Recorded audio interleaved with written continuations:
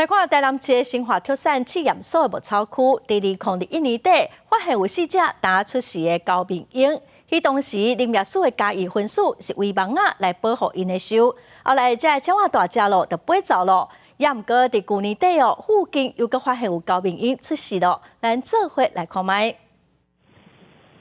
用夜间的摄影机，伫去年翕到4只真古锥的高面鹰的鸟仔囝当咧弄实啦。佮过一礼拜外，也翕到高面鹰的鸟仔囝已经有地图飞行的能力，而且佮徛起咧网仔顶悬来探索，短短的成长记录，互相关单位真欢喜。在经过2年的在外闯荡之后，再次回到了趋势所，并成为了妈妈，那也繁殖成功。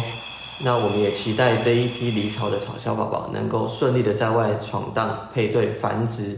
2021年底，台南生化特产试验所的草埔发现4只高面鹰的鸟仔囝，特产试验所就随停止作业，而且通报相关单位，用喂盲仔的方式来保护因的鸟仔收。去年底又搁发现高面鹰母成功孵卵，互人真欢喜的是，2冬前飞走的高面鹰，搁倒转来继续生蛋。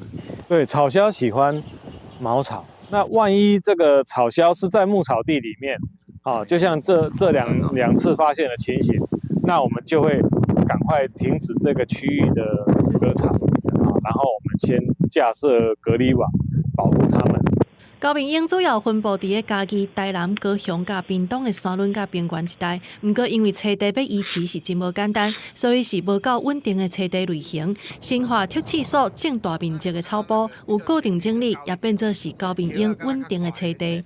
它会在不同的地方就是不固定的一个停栖。那如果这个条件好或稳定，人为干扰少的话，它就会反复的就会再回来利用。